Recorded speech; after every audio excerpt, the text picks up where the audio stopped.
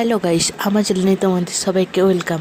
তো আজকে আমি বানাচ্ছি সোয়াবিন চিলি। তো সোয়াবিন চিলি বানানোর জন্য প্রথমে আমি সোয়াবিনগুলোকে ভিজিয়ে রেখেছিলাম এবং দেখতে পাচ্ছেন আমি এখন সোয়াবিনগুলোকে মিক্সিতে গ্রাইন্ড করব। তার জন্য মিক্সিতে সোয়াবিন, আদা, রসুন এবং লঙ্কা সব দিয়ে দিয়েছি এবং এখন আমি ওটাকে মিক্স করব।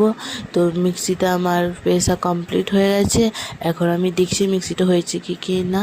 তো আমার হয়ে গেছে এবং একটা বাটিতে ওটা ঢেলে নিব।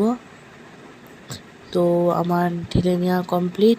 এখন আমি একটা বাটিতে সোয়াবিনের এগুলো মিক্সগুলো এবং কমপ্লেক্স পাউডার এবং অ্যারাউট এবং লঙ্কা, জিরা, ধনিয়া সব মশলাগুলো দিয়ে দেবো এবং ওটাকে এখন মিক্স করব।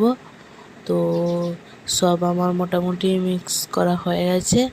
তো এখন আমি ভালো করে মাখিয়ে নিচ্ছি হাত দিয়ে, যাতে পুরো মশলাটা ঢুকে ভরপুরভাবে। তো আমার ভরপুরভাবে মাখানো হয়ে গেছে মোটামুটি। তো দেখতে পাচ্ছেন যাতে ভিতরে মশলা ঢুকে, ওর জন্য আমি দলে দলে করে সয়াবিনটাকে মাখাচ্ছি এবং মাখানো হয়ে গেলে এখন আমি গোল গোল করছি ওটাকে তেলে ভাজবো বলে, মচমচ করবে যাতে। তো ওটার জন্য আমি এখন তেলে সয়াবিনগুলো পরপর ছেড়ে দিচ্ছি এবং পরপর ছাড়া আমার মোটামুটি কমপ্লিট হয়েছে। আরও আছে সয়াবিন, প্রথমে আপনাদের দেখানোর জন্য সয়াবিনগুলো কিছু দিয়েছিলাম। তো আমার সয়াবিনগুলো দেখতে পাচ্ছেন আমি ভেজে নিয়েছি।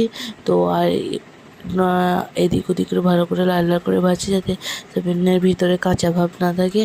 তো আমার কাঁচা ভাব হয়নি, তো ভালো করে ভাজা হয়ে গেছে। এবং এখন আমি একটা থালাতে নামিয়ে নিচ্ছি।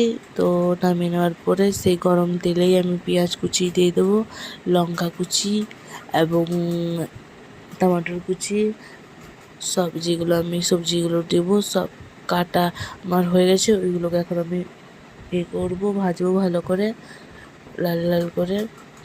তো দেখতে পাচ্ছেন আমি পেঁয়াজ এবং লঙ্কাকে ভেজে দিচ্ছি। তো যখন এটা 80% হয়ে যাবে, এরপরে বিলাতি দেবো এবং টমাটোরটা দেওয়ার পরে ওখানেও ভাজলাম 10 মিনিট মতন। তারপরে পেঁয়াজ দিলাম এবং পেঁয়াজটাকেও ভেজে দিলাম। এরপর আমি চিলি ফ্লেক্স এবং টমেটোর সস দিব পরিমাণ মতো আমার সয়াবিন অনুসারে। তো সয়াবিন অনুসারে আমার টমেটোর এবং সয়াবিন চিলি সব কিছু দেওয়া হয়ে গেছে। এখন আমি ভালো করে ওটাকে মিক্স করে দিব।